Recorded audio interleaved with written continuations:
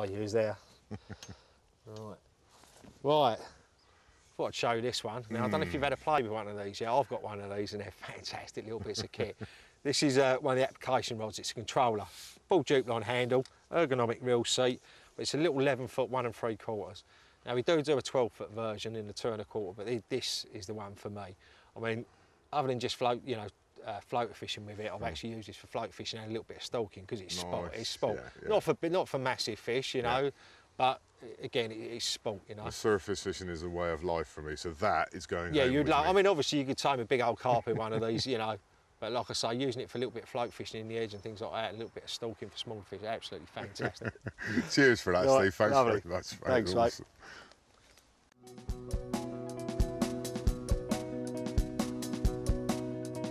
Yeah, he's a mad little fish. He's as round as he's long, really. Right. Do you want me to grab the rod, mate? Yeah, you're going to do the honours. Let's walk him round and weigh him up. You'll have to tell me what you called it on as well, mate. Can't be doing that. Ooh.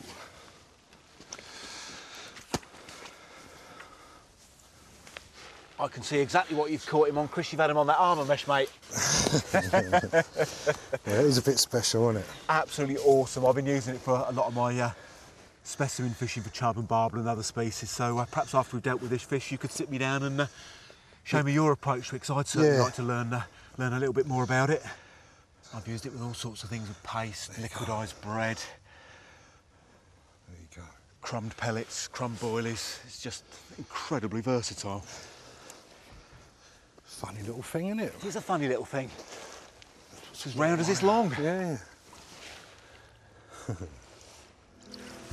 Get it back and you can talk me through the armour mesh system and some of the little tricks you use to catch them, Chris. No problem. Got her? Yeah. Brilliant. Thank you. There she goes. Chris, I've just seen you catch that cracking little fish on an armour mesh bait. Now, armour mesh is a product that I am just so excited about. When I first got my hands on it, I realised that the only limit to this bait meshing system was your own imagination. And I've been using it over the past season to catch so many chub, barbel and indeed carp on a variety of baits that I would never have thought of using before. And I know you are the absolute master of using the product, so I'm hoping that you can tell me a bit more about it, show me how you use it, and perhaps I can use some of those elements in my own fishing. So, over to you, big fella. What is armour mesh? Well, basically, it looks like PVA. But it ain't. But it ain't, and it quite clearly says it on there. It's a nylon mesh, basically. And it was originally developed, I think, for coating baits to prevent baits being taken by crayfish, poisson chat, etc. Yeah. But, you know, since there, it's come on a long way. Yeah. You know, oh, has it? A bit like yourself, really. I like playing around with different baits, you know. Luncheon meat, for example. You don't see people fishing luncheon meat at range because you can't keep it off. Yeah. Now you can, you know. And, you know, it's almost unfair to the fish, to be fair, because they don't see it at that range. So you just they take it so confidently. Just got it meshed and hair rigged as per usual, and Yeah. you can cast that wherever you want to cast it. That's right. Brilliant. You know, it's like, you know, there's a lot of going on about, you know, with rubber, corn and maize and everything. Yeah. Now, why would you want to use that when you can use the real stuff? I mean, smell that. Sweet corn, lovely. Yeah. I mean, you've got to use that every day of the week. Absolutely, and as you say, But it mesh it up. doesn't stop there. I mean, Cast it where you want to cast literally, it. tiny little bags of hemp. You know, everybody uses hemp for carp fishing. You use it for all your specimen And fishing as well. I can remember you know? carp fishing with it, trying to super glue it to hairs, make little sticky balls of it, and it was, everyone wanted to use it, but nobody could. But right. wrap it up in this little armour mesh ball of it, and it's perfect. Job done. Yeah. Even to the point, it's like, you know, with my spod mixes and everything, I always use like me hemp. I have some party blend in there. I have some chopped maize. And I have all different size particles in it. As we all do, yeah. Try and keep them guessing, you know. And I've even made up A little mesh ball of that. You just literally pick it up out of the bucket, and it's just put it totally down, indistinguishable to your free offerings. Make it any size you want. You know, if you want to incorporate like a PVA bag or stick with it, just take a little bit of this out, dust it off with a little bit of your stick mix, just to take the dampness off the top. Quickly make a bag up, cast right over the top. What they're feeding on, and they never ever get caught on. All of a sudden, there's a hook in it. Yeah. Right, I noticed you've been using the one that I used an awful lot last winter. Is liquidised bread. Now, when you put that in the water, the bread swells up. It comes through the mesh. You don't know there's any mesh there. No. I've been using it for chub fishing, but I mean, it's been used for donkey's years for carp, but it's still a big secret. Carp love bread. Yeah, and that's that right. you can hang it out there all day. That bread is going to look absolutely And it spot literally on. will be out there all day. All day, It precisely. will not disappear. The beauty of the bread as well is depending on how you tie the bag, the bread will react differently. So if you actually put it down the system and then compress it with the stick, It will sink. it will sink. If you put it in there loosely, but and leave some air in the bread, then it will float. If you put it with, say, like a size 6 SSC, it will just slowly sink. Oh, You know, how it good looks is too that? too good. You know. Yeah, Yes, yeah. it's And I just- noticed you've made something up with one of my favourite bait ingredients as well. You've actually meshed some tuna, Yeah. and that is something I think first time I've seen it, I'm going to have a play with. That just looks so good. Yeah. I mean, tuna and sardine I've used for years. I and noticed years you've got and anchovy years there now. as well. I mean, Yeah. anything like that, the fish love it. It's really salty and oily, you know, the fish love it. And this is the very first time that we all put it into bait mixes, spod mixes, but you can actually use it on the hook. Yeah, that's right. So why don't you But it show me how to doesn't- tie one up, Chris? Yeah, no That's problem. got to be the next thing. What I'll do is I use the small system. Well, what do you want tied up then? Let's go. Well, the tuna is one that I'm going to play around with. I know it's messy, but That's it. get in there and show me. Get me messy, eh? That's it. Well, literally, you know, you just pick out as little, as much as you want. Poke it down the Plunger system. Plunger Get- comes with the kit Yeah, anyway. it all comes. You ain't got, you know, there's no other things you've got to buy for it. It's all there for you. And say if you want to make big baits as well, you've got the big mesh Yeah. as well as the You've got the small 20, mesh. got the 22 mil and the 15 mil. And literally, it's just like tying a PVA bag. You just Oh, all get- those flakes of tuna just Yeah. coming through the mesh and Just how good twist is it. that? make a loop, pass it through, put it down, and you've got your little knot there. That is absolutely super. Then literally with your rig, just I always go from knot to knot with a needle. Yep. Put it onto the hair. I use one of our pellet pegs, Yep.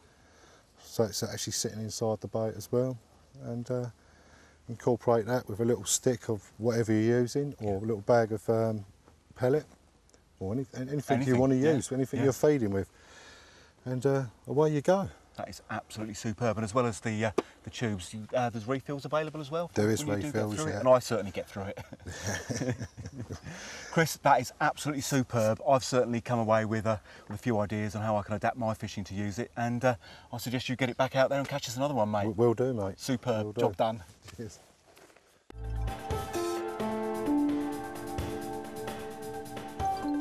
Right, I'm sat with Neil Smith and we're quickly going to take you through Fox's range of PVA mesh. Basically in the range there's two different grades of mesh. You've got a heavy and a fine. And I say it's available for wide funnel systems and narrow funnel systems. Obviously the heavier mesh lends itself to smaller particle baits or deeper water fishing where you need the actual mesh bag to stay intact for longer, so it goes to deeper water and it hits the bottom.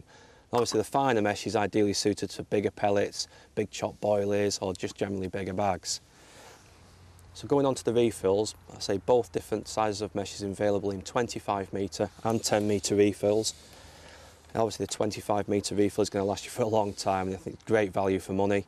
Obviously 10 metres that slides straight onto the tube. Going on to the PVA tape, again you've got a heavy embossed PVA tape which is better for stringers so it keeps your bait separate more effectively. And then you've got your fine mesh which is for wrapping around the hook to stop it sliding back, etc.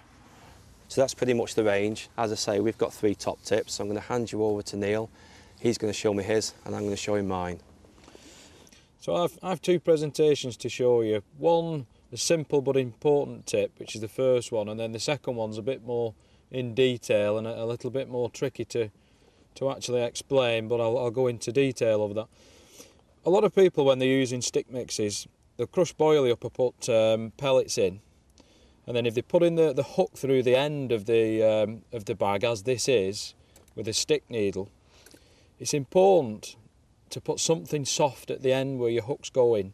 And I'm trying to explain here where I've got some soft ground baits type stick mix, where your hook will actually pull into that, but it won't penetrate any of these larger particles such as that. Obviously if that's stuck onto the hook point, when the bag's dissolved and the fish comes to pick the hook bait up, it's not going to hook itself. because obviously your hook point's actually masked by a pellet, or in this case piece of boilie. So it's a simple but very important tip, is to put something soft where the hook's actually going to be going into. That's the first presentation and tip. The second one, a lot of people spod and catapult and remote boat hemp out, but they don't actually fish hemp on the hook or present hemp into a PVA bag. On this rig I've got armour meshed hemp, but to enhance that presentation I've actually tied up a PVA bag of hemp. Now obviously hemp's usually, well, more often than not, cooked in water. And if you just put straight hemp into PVA, it's going to melt the bag. To get around that problem, if you dry the hemp off and then put the hemp into a small bait box and add a bit of hemp oil, or fish oil would do it, but in this case hemp's probably better to use the hemp oil. Mix that together, put it into the PVA stocking, and that won't melt, and it actually pulls it quite tightly together as the oil penetrates the mesh. It makes a really nice presentation. When that goes into the water at the side of your hook bait, it bursts out and the presentation's spot on. So those are the two presentations. I'll drop them in the water in the tank now and just see what sort of reaction we get. So I'll put the first presentation in, which is the boilie with the crushed boilie. Let's see how this reacts. You should see now how once the bag bursts, the hook point isn't penetrating any of the pellets, any of the crushed boilie, which, as I mentioned in the commentary before, this would aid in the fish hooking itself. So as you can see, as I said, has exactly happened, where there's nothing actually masking the hook point. The stick mix or the ground bait at the end of the bag has done its job. When a fish picks that hook bait up, there's nothing to stop the hook penetrating. So let's put the other bag in. This is the hemp with the armour mesh hemp hook bait.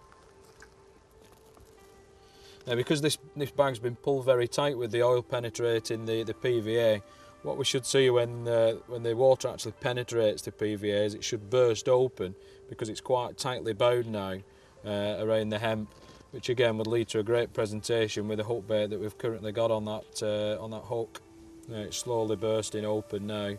Now, one other tip when I'm casting bags out, I tend to put the hook underneath the knot, which gives a lot of strength when you're actually casting some sort of distance. The downside sometimes when you do that, especially in cold waters, is that the knot can actually stay on the hook. You'll very often wind in very cold water and find that you've a blob of PVA. So it's a bit of a catch-22 really of what to do for the best. Probably if you're having to cast that distance, then you're going to have to put it under the knot.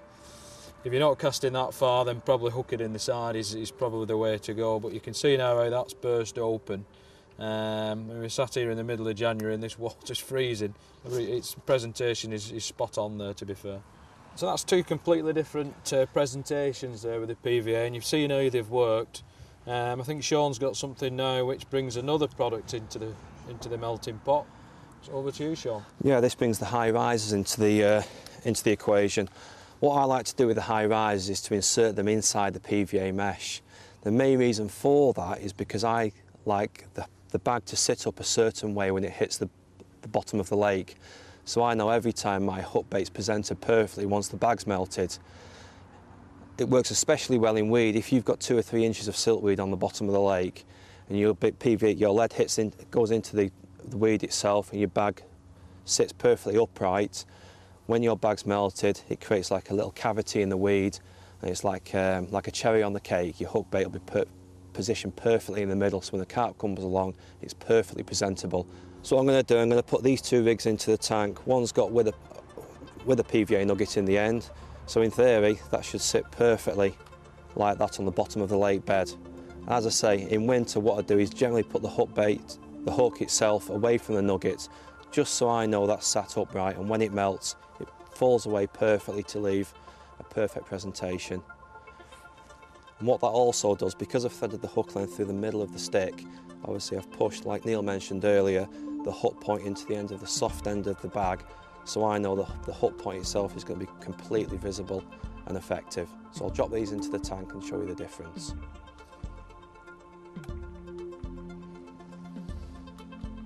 As you can see, The one nearest to me is laying perfectly flat on the bottom, so if there is some weed about, there's a good chance that once that's burst open, it's going to be sat amongst the fibres on the bottom of the lake. As you can see, that one's sat perfectly upright with the nugget at the top of the bag. So if there's any weed or fibres on the bottom, it's going to sit perfectly upright. And once it melts, the PVA nugget will pop to the top of the surface. Your baits will crumble away and your hook bait will sit right in the middle. What also is really, really handy, once that PVA nugget comes to the surface, because I've not put the hook bait into it because it's January and it's cold, it's very visible for putting a few freebies with the catapult in if you're fishing short range, etc. As you can see, the PVA nuggets come to the surface, the baits fell down on top of your bait, and I say if you're fishing in weed or there's a bit of debris on the bottom, it's got a guaranteed presentation in your hook, and the point of your hook is perfectly visible and effective.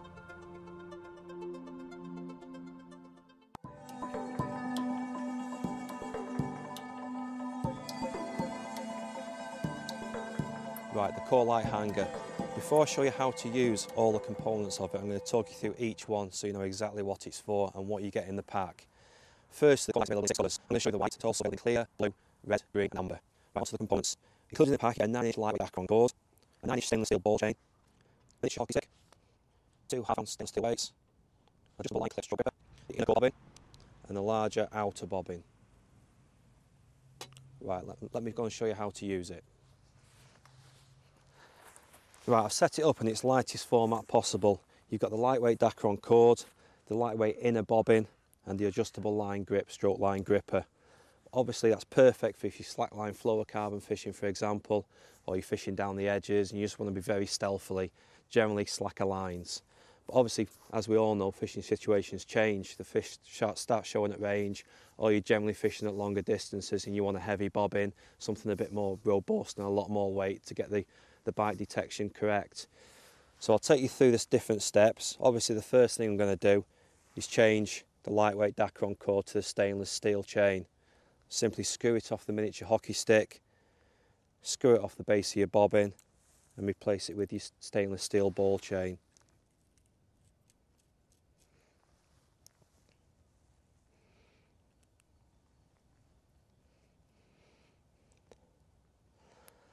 So obviously that adds a little bit more weight, but if you want to take it one step further, you simply unscrew the line clip, take your larger bobbin, outer bobbin, and that simply slides over the inner bobbin, creating more weight. And obviously that's much more visual as well. So you can see the tension in the line is dipping all the time. Obviously if you want to go one step further, and especially if you're long range fishing and you want to add your weights, you simply remove the line clip, remove your inner core bobbin, attach your 2 stainless steel weights, or 1 if preferred, to the base of your bobbin, back onto your stainless steel chain, on with your outer bobbin and back on with your line clip to secure everything in place. And you can see there the difference in weight, tension on the line. So that's the core light. As I say, it's available in 6 different colours, and you get all the components I've just mentioned in one pack. Okay, this is a Springlock range of indicators. There's 3 sizes in the range: a small, a medium that I'm using, and a large. The medium and the large have got interchangeable weights, which are probably the most useful when you're fishing at distance. The light one, the small one, is very good for margin fishing. Quite a few features on this. As the name suggests, Springlock. There's a spring mechanism through the body of the indicator which enables you to pull the actual centre shaft down to trap the line that I'll show you in more detail in a second. They all come with 9-inch ball bearing chains on. The fast link, the fast clip that goes into the actual hockey stick of under the indicator. It's a simple procedure to push the actual indicator in and twist, and then that's locked in place. As I say, the name Springlock, it comes into play by actually pulling the spring down, which pulls the rod down, as I've just spoken about. The line goes behind the shaft, and then the spring locks back up and into place, and your indicator's actually on the line at that point. At the point of getting a take, the spring is then pulled back into the body, releasing the line every time. It's a really neat, nifty indicator, which gives you a lot of options in terms of weight, especially in the medium and the large. You've got 4 different body adaptions, as well as the actual weight one that it comes in the packet with. It's a neat and an easy to use system.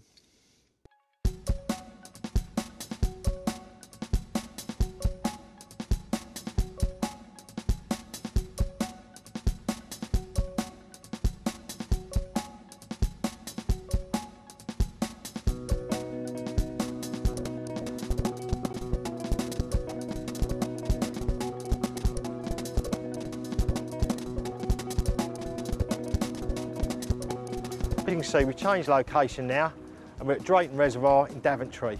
And the reason we're here is it's an ideal venue to demonstrate zig rig fishing. I'm here with Ash Bradbury. We both use zigs a lot, but we use it slightly differently, or we have a different approach to it. So I'm going to ask Ash first. Tell me about his zig rig fishing. Well, basically, a lot of my zig rig fishing is fishing for the larger size fish, you know, sort of 20 pound plus. It started off like anyone, I guess, catching little ones, and then sort of I got on the lake a few years ago and found out it worked just as well for the bigger fish at the right times of year as it did the smaller fish. Slightly different methods, fishing more sort of single hook baits up in the water column where the fish are holding up, rather than sort of spodding over the top and trying to catch numbers of fish. I've sort of used it more in the sort of BCA seas, like the British, you know, in the matches and the carp matches, and it's been very, you know, obviously a brilliant method, and it's got us a lot of fish during the time, you know, but more, like you say, slightly different approach to use, because sort of baiting heavily over the top of it and trying to draw competition. Whereas I suppose the way you look at it is you're trying to intercept the odd fish, aren't you, that isn't feeding on the bottom, and it comes nose to nose with it, and it just takes it for whatever reason. That's the great thing about the variable zig rig, because you can set it to any depth. You know, you can find where they are. You know, it might be on a sunny day like today, it might be a couple of foot under the surface, but on a cloudy sort of more cold day, you know, with a bit of chop on the water, then it might be sort of 4 or 5 foot under the surface if you're fishing in sort of 15 foot Yeah, water. because it's that easy to adjust it, isn't it? Yeah, because you can set it to any level. It's you know, I mean, you can find them, you know. A lot of people won't know what a variable zig is. I mean, a lot of people still haven't done any zig fishing as such. You know, it's a really underused method, not underrated by the guys that do it, but underused. There's so much potential there to get extra fish through it, isn't it? And like you say, not small fish as well. You know, even fish. On a hot day. You know, everyone's sitting out there with rods 40, 50 yards out on the bottom when all the fish are up in the upper layers. It's a strange, I mean, it's one of those things that really shouldn't work, but it does, isn't it? It's a weird... It's alien to us, but it's not alien to them, because you think every time you catapult a pouch full of boilies through the water, you know, like they're dropping through the water, and I bet you half the time they're taking them before they hit the bottom. Yeah, when you're actually sort of on fish, Well, do you want to take us through your actual setup for your zig approach? Yeah, lovely. Right then, Ash. Obviously, we're going to look at the variable zig, which is the method we're using at the moment today, which is a relatively unused method, but absolutely devastating, as we already mentioned. Now, there's obviously a lot of new products here. What I'd like you to do, if you can you just explain what a zig is, because people still don't understand what it is. Well, standard fixed zig, if you like. It's just fishing straight off the lead, anywhere in sort of mid-water to the upper layers of the water column, you know. Just trying to find the fish if it's a nice hot day and the fish are basking on the surface, and you want to present a bait to them, then you just stick a long link on. If it's sort of 10 foot of water, then you 7 or 8 foot. Right. Just so straight through. You could use a bog standard presentation, change the hook in favour, put a big long, and that's a zig. That's it, with a pop up on, obviously, so it pops up in the layers. And that's basically a zig. That is it. Well, obviously, I mean, what we use today is a different concept on that, isn't it? So, I mean, the reason this was developed is so we can fish at obviously a lot deeper depths. You can't fish at sort of 30 foot of water with a 20 foot hook length, for example. No, you just couldn't physically play a fish, it'd be impossible to land. So this method's obviously been developed for that. So, and this is what we're using today. That's it. This is the new Fox zig rig float, and it's just, well, it's transformed my fishing since I've been using it. Since I had the first prototype sent through to me, you know, it's just absolutely brilliant. It doesn't tangle. A stiff section of the float you know, means that the hook link doesn't wrap round it in the cast. So basically, once this is out, I mean, I can see there's a boom there to it. I mean, that's obviously if you're fishing over silkweed, I'm guessing, or Yeah. chard, example. And you don't have to have that on, you know, you can cut it off and tie the lead straight to it. Right, yeah. To So the you run can ring. do, yeah. If where it is today, it's very clear, isn't it? So we don't really need that. But anywhere where there's a bit of debris, you know, it's an ideal. So that's how it's going to sit with your bait up here then. Yeah. And then obviously you're winding that, or you're casting that out, setting it up, and then you just play line off and bring it up through the water. That's it. So it's very simple, isn't it, really? You can literally just pale line off. Or bring it to the surface and play take it line back back down. down, whatever Yeah. way you want to do it. I suppose again depends on the depth of the water. If you're fishing really deep, you're going to probably want to bring it to the top and then play it down there. It's going to be quicker. But yeah, I can see, yeah, it just sort of slides up and down as you play the line off to the required depth. How simple's that? Nothing too complicated there, I don't think. Right, well, before we go and get on with some fishing, can you just show me that little tip you've got to make sure it's 100% anti-tangle? Well, as you say, normally you'd cast it out just like that with a bit of foam on the end. But what I've done lately, and I wish I'd done it a long time ago because it would have caught an awful lot more fish. It's Well, just, I think as well, your type of fishing where you're fishing for one, you don't want to recast too much. You want to make sure it's out there the first time. that's it.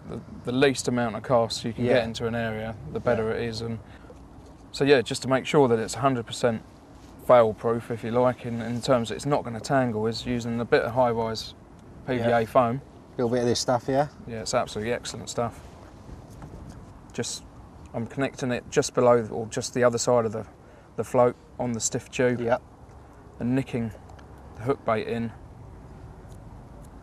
just Well, I like think that. that's an absolutely brilliant little tip, mate. So you've halved the length of your hook link, but it's just not going to tangle. You know, you 100% your hook is not going to get caught in anything. Yeah. And when you've cast that out, it just sits like that until the PVA melts and then pops up to Hook the, bait rises and job's a good one. that's it. And you know Well. you've got 100% perfect presentation. I'll tell you what, mate, that's an absolutely brilliant little tip. And on that note, I reckon it's time we go and catch a few fish, Let's mate. go catch Done enough talking about it, let's go. Yep.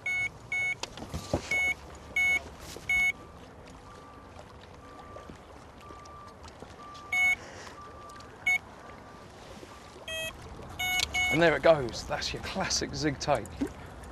That was more of your typical zig take. A few bleeps just pulled up tight. Whereas some of the takes we've been getting today have been absolute rippers. That was your more sort of subtle take. They're just kiting on the line. They definitely moved up, further up in the layers, because that sun's beaming down at the moment. They're all showing down there, all over the spots at the moment. Float done its job again.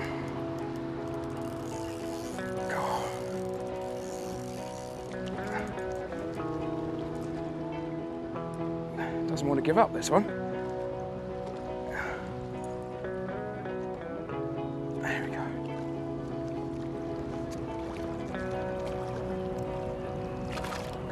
She goes.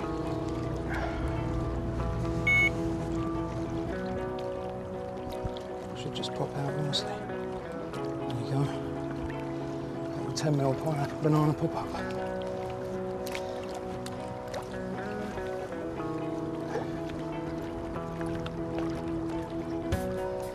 Beautiful little mirror.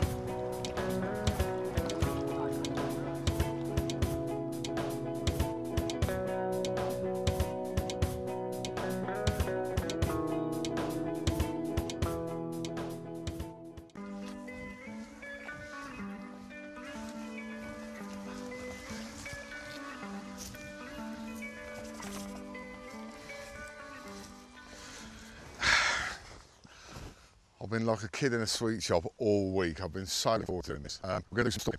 First of all, I carry most of my gear in the elite looking at. Nice and lightweight, gather it all in the middle and carry it around just with the handles on the outside. Tackle box, it's a normal tackle box. I haven't got a specific one for stalking. It's got everything in there that I need to get by in whatever situation I find myself in. And you will find yourself in different situations and you'll have to do slightly different things at certain times.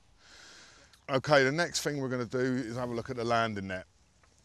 This is an Horizon 42-inch landing net. It's incredibly light, and that is quite important in a stalking situation. You don't want something heavy and cumbersome that you're having to drag around. You need to be able to move it quickly and effectively into position. I'd get it down to the water in this configuration and then set it up. Simple operation. And one of the absolute beauties about this net, when it's like that, yeah, you've got lots of mesh all over the place and it tends to get in the way and get caught on things. And although it still might do to some extent, you can clip the bottom of the mesh into the handle. And that keeps most of it out of the way and allows you to wield it into position. You know, stalking gets you into little tight areas and you need to be as effective as possible. And that's just one of the best ways of doing it. Right, the business gear itself. A Euro Warrior, 12 foot 2 3/4 pound test curve. One of the greatest fishing rods I've ever used, and these rods really do have a special place in my heart. Everybody thinks you have to have massive rods to land massive fish, and that's not necessarily the case. I need 12 foot of carbon a day to get me beyond the little snags in the edge. The shorter rods aren't going to allow me to keep the line clear of it, so I need to use this rod. At 2 3/4 pound test curve, it's soft enough to soak up the lunges of a really angry carp, and they're going to be angry, and it's pretty brutal at close quarters. A big rod has a tendency to tear hooks out. This rod has enough power, but the all-through action allows it to soak up all the lunges when that fish is angrily thrashing around and I'm hanging on to the other end. On it, I've got an FS 10,000E reel. The last thing you want in these situations is a big cumbersome reel. Small and compact is absolutely ideal for these situations. Loaded up with 30-pound Horizon braid. And believe you me, this stuff is as hard as nails. In a stalking situation, very often we want to use fluorocarbons, things that sink very quickly. But this stuff sinks, I can get it out the way, and I know it isn't going to let me down in the situation I'm just about to find myself in. Down to the business end. 4 or 5 foot of adaptive camouflage lead core, 45-pound breaking strain. Nothing's breaking that sucker as I'm pulling it away from the snags that are in there. I'm not going in that deep anyway, but if it does manage to get there, I know that I can safely get it out. Down